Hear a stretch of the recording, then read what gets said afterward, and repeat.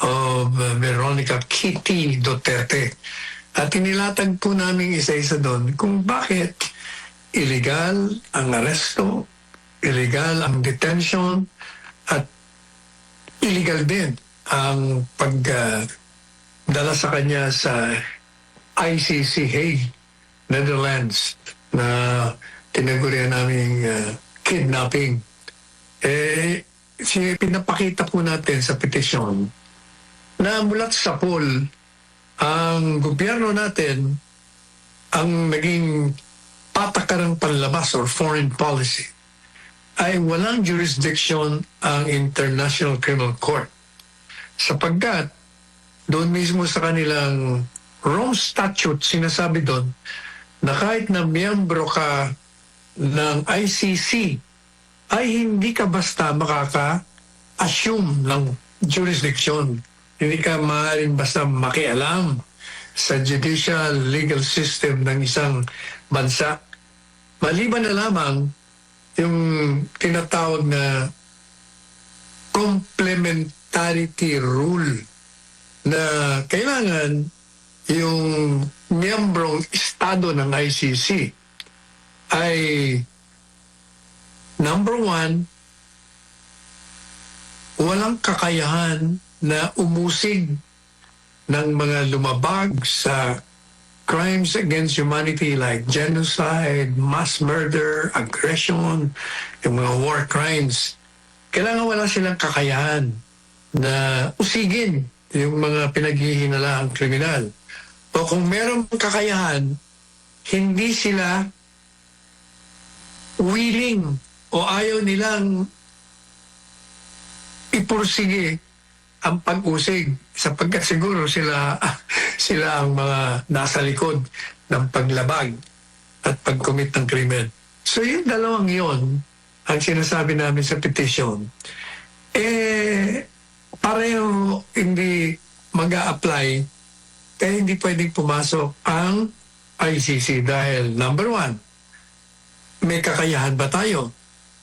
Meron kasi kaya kinukot namin yan si Secretary ng DOJ. Siya na mismo ang nagsasabi na we have a robust system. We are, sabi niya, ready, willing, and able to prosecute. At pinakita nga po natin, ilang beses na rin natin pinag-uusapan niya dito sa ating programa, na ano bang pruweba natin na malusog ang ating sistema legal. Hindi po ba sinabi ko sa inyo, paano ba hindi malulusog yan? Isang presidente ang pinatapo natin, yung tatay ng Pangulong Marcos Jr., dalawang presidente ang pinakulong natin, ang dating Pangulong Gloria Macapagal-Arroyo at ERAP, at nakita natin na sa dalawang kasong yon, yung isa na-convict, yung isa naman ay na-absuelto. Sa makikita mo, nagpa-function talaga. Ano pang prueba? Hindi po ba daan-daan, libo-libo ang mga nakakulong sa ating mga detention facilities na ibig sabihin, nagkaroon sila ng tinatawag na due process, niliti sila at sila ay napatunayan na may sala. Kaya nakakulong. Ang iba naman ay nakalaya. So ano pa bang prueba na meron tayong sistema legal na nagpa-function na mataba, malusog. Kaya sabi namin, hindi po pwede. Kasi may kakayahan at ipinakita sa inyo na may kakayahan at talagang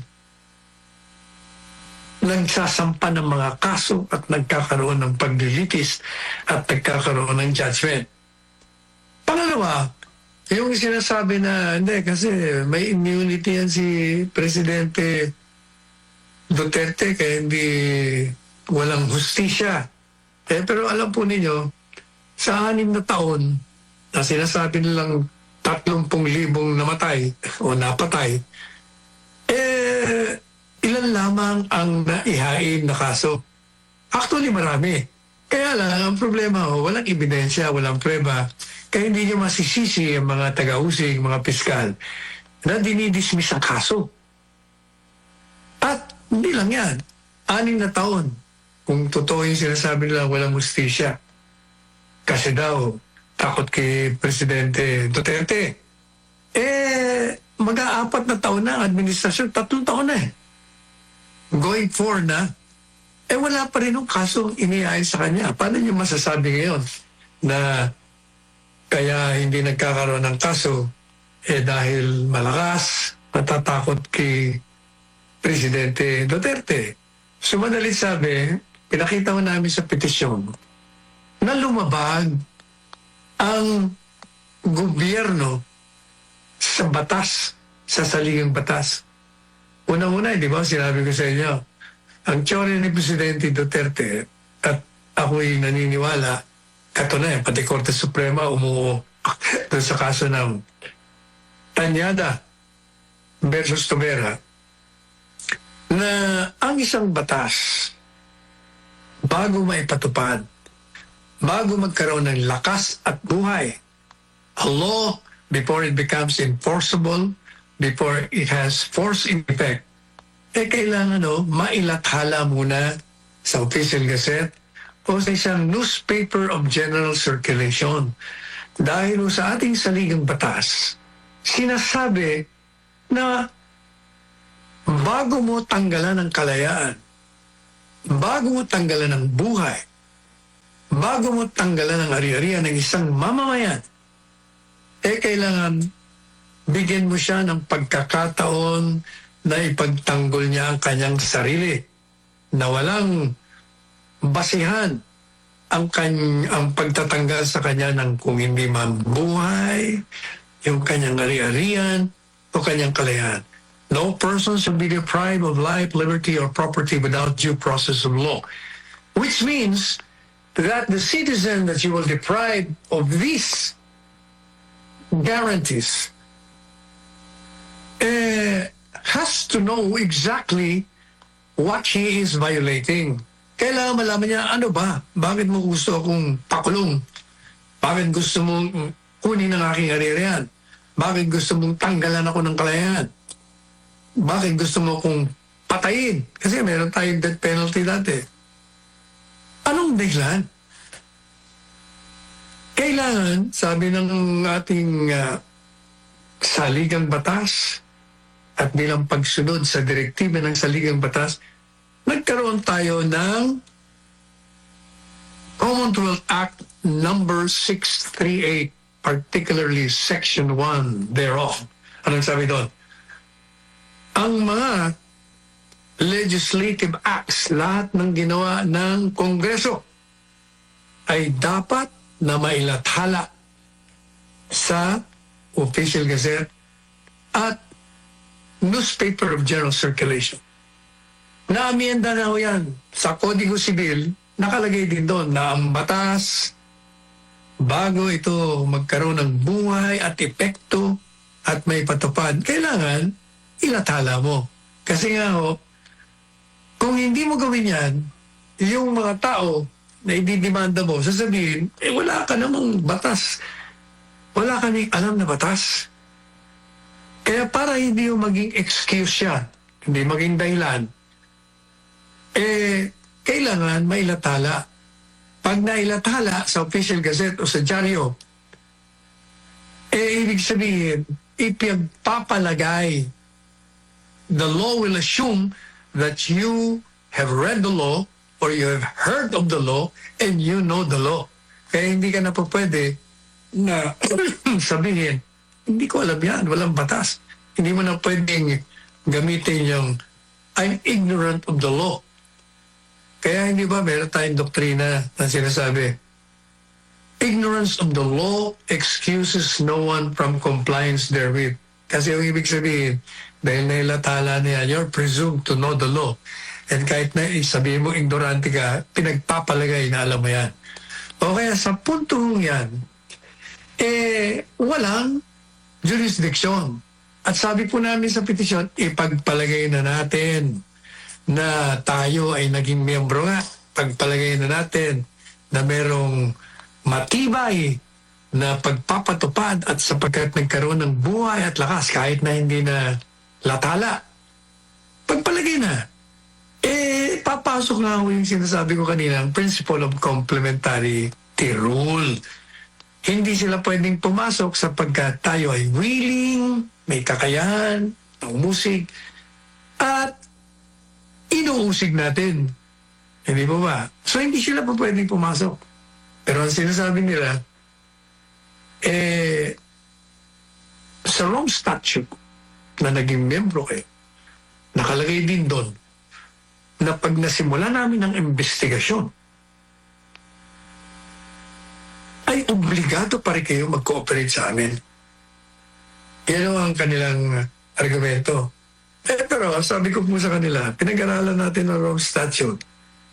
Ang nakalagay doon, kung yung investigasyon nila ay nagsimula bago tayo kumalas, ang problema, kumalas tayo ng March 17 ng 2018. Doon sa kanilang Rome Statute, magiging effective lamang ang pagkalas 1 year after. So, ibig sabihin, magiging effective yun ng March 17 of the following year, 2019. At yung pong special prosecutor at that time, naghain ng motion na kung po pwede nang masimula nila ang investigasyon sa ating bansa, kay Pangulong Duterte at kung sino pa yung reklamo nila. Makalipas ang 1 taon at 7 buwan, kasi September of 2019 na ho sila naghain ng motion na simulan. Pinagpipilitan po nila na hindi, nag-imbestiga kami sa inyo bago kayo kumalas. Ang sinasabi ko nilang investigasyon, hindi investigasyon. Kung hindi preliminary examination, sinuri nila bago sila makapasok kasi nga, gaya ng paliwanag kong paulit-ulit, kung yung complementarity rule ay na-observe. Pinag-aralan ho nila na meron bang kakayahan ng Pilipinas? At kung may kakayahan ba, inusig nila. Kaya nga kung matatandaan nyo, yung Solicitor General natin ngayon, si Guevara, pinulaan natin kasi file siya ng file sa ICC ng ano-ano mang pleadings. Pero yung pleadings niya naman, kini-question niya ang jurisdiction. Sinasabi niya, teka muna ho, sa amin pong jurisdiction, ang legal system namin malakas. Kaya wala ko kayo, hindi kayo pwedeng pumasok. Pero nag-rule pa rin sila. 3 ang pumabor na may jurisdiction sila, 2 ang nagsabing wala kaming jurisdiction. So madaling sabi, tinuloy nila. Pero ang problema nga, hindi naman ho yung investigasyon contemplated under the Rome Statute. Yung investigasyon proper, sinimulan ho lang na nila yon at nasa record dyan noong Setyembre. 1 year after and 7 months nang naging effective yung ating formal withdrawal. Kaya sabi namin, talagang wala kayong jurisdiction. Ngayon, sinasabi pa rin namin sa aming petisyon na yung pag-aresto ninyo, sinasabi nyo, bata yan sa pakiusap ng Interpol. Sinasabi ko namin sa petisyon, teka muna, wala namang unang-una, di ba, ang minaargue nga namin doon, red notice, na kahit may red notice, kailangan pang dumaan sa judicial process. Yung pala, lumalabas, hindi naman pala red notice, diffusion, lalo na. Lalo nang nagkaloko-loko yung kanilang posisyon. At hindi lang yan, sabi ho natin, di ba? Kung walang jurisdiction ng ICC na nakiusap sa Interpol na arestuhin ang Pangulong Duterte, paano magkakaroon siya ng jurisdiction? Ang nagkikiusap na arestuhin ay walang jurisdiction. Yung pinakiusapan, walang jurisdiction. Kaya, ang nagpatupad ng iligal na aresto ay ang gobyerno. Ang ICC, ang kanyang nilabag, ay ang sarili niyang batas. Nag-issue siya ng warrant of arrest ng hindi naaayon sa kanilang batas. Bakit kanyo? Kasi, nung inaresto nila, sa kanilang batas, sinasabi din doon na bago mo ipatupad yung warrant of arrest doon sa bansa na gusto mong arestuhin, kailangan ipadaan mo sa isang judicial authority sa hukuman. Nilabag nila mo yun. Ito namang gobyerno natin, yung mga opisyalis, nilabag din nila yung ating batas dito. Anong batas natin dito? Extradition Treaty. Na ang isang mamamayan na tatanggalin mo rito sa Pilipinas at isusuko mo doon sa bansa na gustong usigin siya sa kanilang bayan sapagkat may ginawa kang krimen sa kanila. Eh sinasabi mo sa ating extradition law, kailangan maghain ka muna sa hukuman. Yung dalawang kalakarampong yun hindi nasunod. Maghain dito ng hukuman sa atin. O ito ng mga ICC, maghain ng petition sa hukuman tungkol sa kanilang warrant of arrest. So madalit sabi, lahat ng mga kalakaran hindi nila sinunod. Meron naman silang bago. Hindi, merong, ano ba yung in-invoke nila, under Section 17 ba yun, on 9851 Republic daw. Nakalagay daw doon. Kung nasimula na ang investigasyon natin at nag-iimbestiga ang tribunal sa labas, yung ICC, ay pwede nating isuko. Yun daw ang ginagamit nila ngayon. Teka muna. Ipagpalagay na natin na applicable yung batas na yun. Ang nakalagay po doon sa batas na yun, in the interest of justice. Madali sabi yun, hindi porket nag-iimbestiga sila, ay ibibigay na natin sa kanila. Iyan ang sinasabi ng batas. Hindi po may kulatilya in the interest of justice. Ang tanong natin, sa interest ba ng bansang Pilipinas na isuko natin ang isang mamamayan na meron naman tayong functioning legal system? Interest ba na isuko natin ang isang mamamayan na magiging pagsuko ng soberentiya ng bansa? Hindi. So paano mag-a-apply yung batas na yon? Hindi yun. So kahit anong tingin mo, talagang illegal ang aresto, illegal ang detention, illegal ang kidnapping. Lahat to illegal Kaya kung nga sabi natin, yung mga ibang abogado, sinasabi nila, ang problema, wala pang siya, walang tawag dito.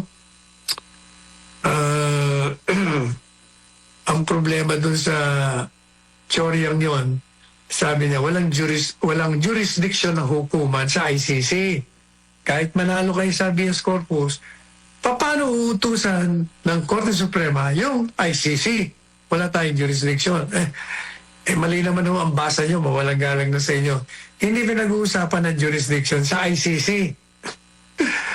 Kung hindi, ang jurisdiction ng Korte Suprema doon sa gobyerno at sa mga opisyalis na lumabag sa batas. Merong kapangyarihan ng Korte Suprema na utusan ng gobyerno sapagkat nilabag nyo ang karapatan ng dating Pangulong Duterte, ay ibalik nyo yan dito sa amin at kayo'y magpaliwanag kung bakit nyo nilabag ang kanyang mga karapatan. Yan ang sinasabi namin sa petisyon. So pwede yung utusan ng gobyerno, ang gobyerno ng Korte Suprema. Sapagkat sa Korte Suprema, ang Korte Suprema sa ilalim ng saligang batas, ang binigyan talaga ng kapangyarihan ng maaari lamang magsabi kung illegal ang ginawa o hindi. At patanga at bigyan ka ng kaparusahan sa iyong mga illegal na ginawa. Yun ang aming teorya sa Korte Suprema, kaya kami nag-file doon. So yan po ang simula't huli ng Part 2, yung Part 3 sa Monday pa. Ayun, Attorney Sal, napakalalim na discussion natin, Attorney Sal, kasi talaga na ipapaliwanag natin sa ating mga kababayan yung na-invalid nga at isang form of kidnapping. Para nga sa ilan extradition yung ginawa kay former President Rodrigo Duterte. Pero Attorney Sala, mariin namang nanawagan si Vice President Sara Duterte sa mga Pilipino sa Europa na patuloy na kalampagin ng gobyerno ng Pilipinas at International Criminal Court dahil sa ginawa ng mga ito kay dating Pangulong Rodrigo Duterte. Ginit ni VP Sara, ang tanging paraan para maitama ang sitwasyon ay ang pagpapauwi sa dating Pangulo sa Pilipinas. Si Dino Perez, magabalita. Sa kabila ng matinding pag-aalala ni Vice President Sara Duterte para sa kaligtasan at seguridad ni dating Pangulong Rodrigo Duterte, binigyang diin niya na nananatiling matatag ang kagustuhan ng kanyang ama na makabalik sa Pilipinas. Isang bagay na paulit-ulit itong ipinaaabot sa kanya. Libu-libong Pilipino mula sa iba't ibang bahagi ng Europa ang dumagsa sa meet and greet activity ni Vice President Sara Duterte sa The Hague, Netherlands. Sa harap ng mga overseas Filipino workers o OFW, ibinahagi ni Duterte ang naging pag-uusap nila ng dating Pangulo na sa kasalukuyang nasa kustodiya ng International Criminal Court, ICC. Ayon kay VP Sara, matibay ang paninindigan ng dating Pangulong Duterte na walang legal na basehan ang pag-aresto at paglilitis sa kanya sa isang dayuhang hukuman. Alam niya na mali ang ginawa, and at to the very minute na tinulak siya paakyat ng eroplano, ilang beses niya sinabi na I want to be tried in a Filipino court before a Filipino judge and a Filipino prosecutor, because he knew that number one, wala talagang basihan yung kaso. Muling binatikos ni VP Sara ang kakulangan ng matibay na ebidensya sa mga kasong isinampa laban sa dating Pangulo sa ICC. Aniya, sa kabila ng libu-libong aligasyon na may kinalaman umano sa war on drugs, 43 kaso lamang ang naihain sa korte malayo sa inangkin ng ilang grupo at mga individual. Kaya minsan naisip ko, naging kaso lang ba ito dahil sinusulat sa media na thousands ang namatay? I do not even understand paano naging crimes against humanity ang 43 counts of murder na ngayon ay lumalabas. Hindi naman ata totoo lahat yung mga witnesses at yung mga complainants. But that is... Bagamat ipinauubaya ni VP Duterte sa mga abogado at sa korte ang legal na proseso, nanindigan siyang may magagawa pa rin ng sambayanang Pilipino ang igiit sa gobyerno na ibalik sa dating Pangulong Duterte sa Pilipinas. Ayon kay VP Sara, sa kabila ng panganib sa kanyang buhay, nananatiling matatag